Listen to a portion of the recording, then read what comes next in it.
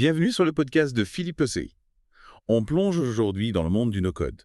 Ah oui, On va essayer de vous aider à choisir le meilleur outil pour vos besoins parmi Lovable, Bolt.new et Nightsend. tout à fait.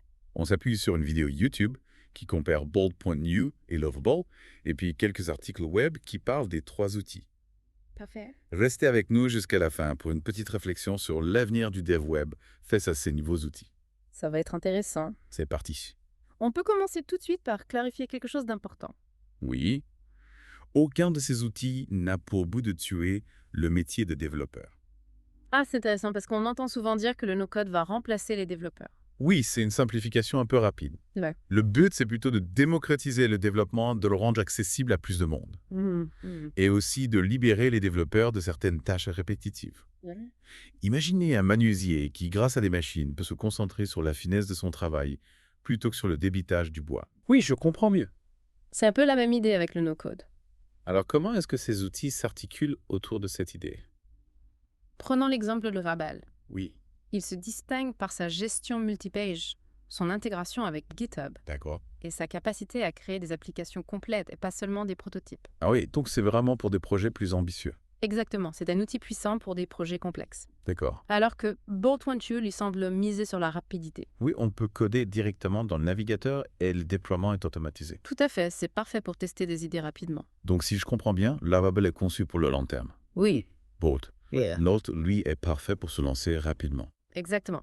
Bolt.new offre d'ailleurs plus de 600 workflows préétablis, ce qui facilite la création de prototypes. Ah oui, c'est un vrai atout. En revanche, pour des applications plus complexes qui nécessitent des mises à jour fréquentes, l'intégration de Lovable avec GitHub peut être un atout majeur. Et puis, il y a Aniben qui, lui, se concentre sur l'intégration d'applications externes. D'accord. Il offre plus de 350 applications déjà intégrées Wow. et permet de créer des workflows complexes en connectant des nœuds qui représentent différentes actions. Donc on assemble les blocs de construction pour automatiser des tâches. C'est une bonne analogie. D'accord. NVIDIA brille par sa flexibilité et sa capacité d'intégration. Mhm. Si on ne trouve pas le nœud qu'il nous faut, on peut même en créer de nouveaux via des appels HTTP. D'accord. On commence à voir les forces de chaque outil. Oui. Passons maintenant à l'interface. D'accord. Lovable semble avoir une interface visuelle et collaborative, Oui, ce qui est parfait pour le travail en équipe. exactement. Bon, c'est mieux.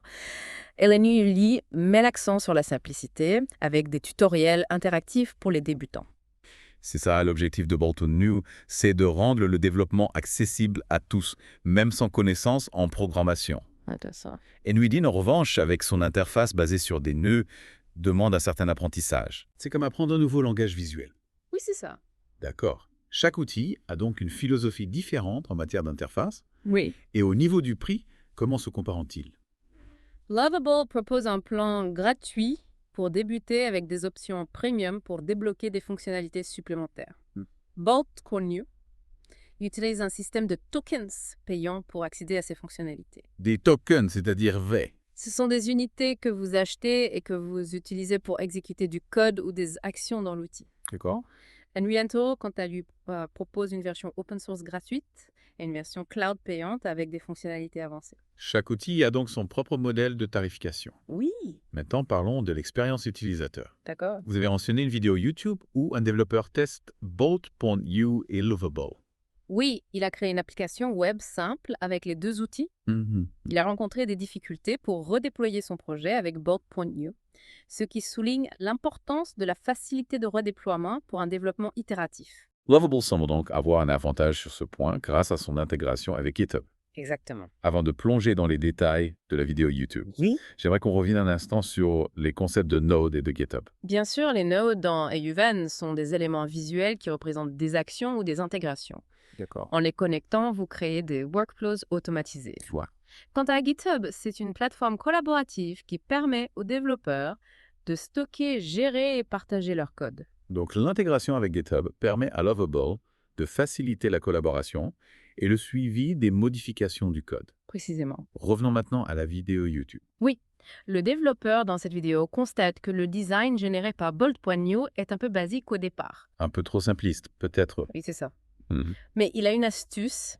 Il prend une capture d'écran du résultat. D'accord. Il retourne dans Ball.io Oui. et elle donne des instructions plus précises en utilisant la capture comme référence. Ah, c'est malin. Un peu comme un coach qui montre la posture idéale à son athlète avec une photo. Exactement. Et là, Ball.io s'adapte. D'accord. Il affine le design pour se rapprocher de la référence. C'est assez impressionnant de voir l'outil apprendre et s'améliorer en temps réel comme ça.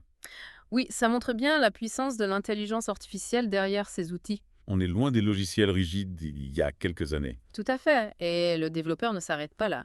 Ah bon? Il utilise même Cursor, un autre outil no-code, pour ajouter des éléments visuels que Ball.io ne gérait pas encore parfaitement. Ah, il jongle entre deux outils différents en plein milieu de son projet. Oui, et c'est là que ça devient intéressant. D'accord? Il explique que chaque outil a ses forces et ses faiblesses. Mhm. Ball.io est excellent pour générer rapidement la structure de base d'un site web. Je vois. Mais pour peaufiner les détails, Oui. Cursor se révèle plus souple et performant. Comme un menuisier, il utiliserait une scie circulaire pour débiter les planches, puis une scie à chantourner pour les finitions. Parfaite analogie. D'accord. Et ce qui est fascinant, c'est que ces deux outils utilisent l'intelligence artificielle pour assister le développeur. Oui. On peut dialoguer avec le logiciel pour lui expliquer ce qu'on veut obtenir. C'est une vraie révolution dans le monde du développement web. Tout à fait. Et cette approche collaborative entre différents outils no-code ouvre de nouvelles perspectives. On peut imaginer un futur où les développeurs utiliseront une palette d'outils no-code, Oui, comme un artiste qui utilise différents pinceaux pour créer son œuvre. exactement. Chacun choisissant les outils qui correspondent le mieux à son style et à ses besoins. Et ça promet des applications et des sites web encore plus créatifs et innovants. Avant de se projeter trop loin, revenons à nos 3 outils du jour. D'accord. On a parlé de leur fonctionnalité, de leur interface, de leur prix. Qu'en est-il de leurs points forts spécifiques? Bonne question. Lovable, par exemple, se distingue par sa capacité à gérer des applications multilingues. Yeah. On peut développer une application web en plusieurs langues sans coder dans chaque langue. C'est un atout majeur pour les entreprises qui veulent toucher un public international. Tout à fait. Lovable analyse aussi le code existant et propose des optimisations pour le rendre plus performant et lisible. D'accord. Un peu comme un coach sportif qui analyserait votre technique de course. Impressionnant. Et Bolt.new, quels sont ses points forts? C'est le roi du prototypage rapide. Vous avez une idée d'application mobile. Oui. En quelques minutes, vous avez un prototype fonctionnel que vous pouvez tester. C'est idéal pour valider un concept. Exact. Bolt.new est aussi très apprécié pour la création de portfolios interactifs. Ah oui. Un designer peut ainsi créer un portfolio dynamique et original bien plus attractif qu'un simple PDF. Parlons maintenant de Ann Wheaton, le champion de l'automatisation. Oui, Il brille par sa capacité à connecter des applications et des services web sans coder. imaginez que vous voulez automatiser la création de factures à partir de vos commandes en ligne. Nwitten vous permet de connecter votre boutique en ligne à votre logiciel de facturation Oui. et de configurer un workflow qui génère automatiquement les factures dès qu'une commande est passée. Un gain de temps considérable pour les entrepreneurs. Et ce n'est qu'un exemple parmi des centaines. D'accord. Nwitten peut automatiser des tâches dans tous les domaines marketing service, client gestion des ressources humaines. C'est un outil qui peut transformer la façon dont les entreprises fonctionnent.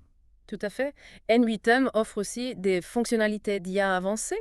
Ah oui. On peut l'utiliser pour créer des chatbots intelligents qui répondent automatiquement aux questions des clients. On entre dans une nouvelle ère où l'intelligence artificielle est accessible à tous. Oui, et ces outils no-code démocratisent l'accès à des technologies autrefois réservées aux experts. Pour résumer, Oui. on a 3 outils qui se démarquent chacun dans leur domaine.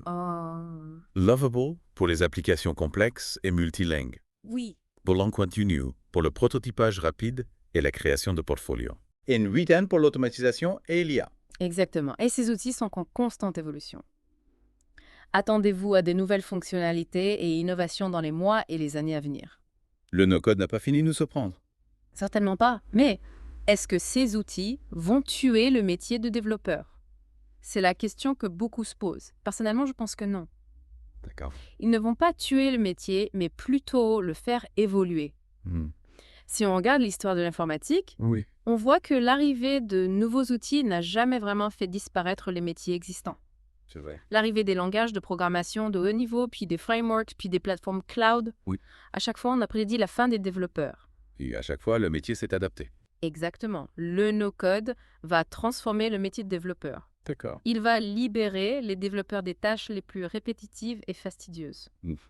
comme la création de formulaires, la mise en page de sites web basiques, la connexion à des API simples. Des tâches qui peuvent être automatisées grâce au no-code. Oui, et cela permettra aux développeurs de se concentrer sur des tâches plus complexes et créatives, comme la conception d'algorithmes, l'optimisation de la performance, la sécurité. Ils pourront aussi se concentrer sur la création d'outils no-code eux-mêmes. Ah oui, bien sûr.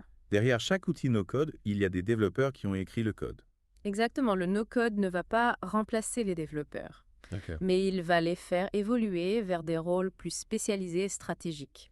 C'est une bonne chose finalement. Oui, je pense que oui. Ça permettra aux développeurs d'être plus épanouis dans leur travail et de créer des applications encore plus innovantes et performantes. Tout à fait. Au final, c'est l'utilisateur qui en profite. Oui. Il aura accès à des applications plus performantes, plus intuitives et plus abordables. Le no-code, c'est une révolution qui a le potentiel de rendre la technologie accessible à tous. Oui, et c'est une perspective très excitante. Si vous êtes curieux de découvrir le no-code, n'hésitez pas à tester les outils dont on a parlé aujourd'hui. Oui. Lovable Bolt par New NGM. Il y en a pour tous les goûts et tous les besoins. N'oubliez pas de vous abonner à la chaîne YouTube de Philippe pour plus de contenu sur le no-code et le développement web. Et dites-nous, quel outil vous préférez et pourquoi? On vous remercie de nous avoir écoutés et on vous donne rendez-vous très bientôt pour un nouveau Deep Dive. Au revoir. Au revoir.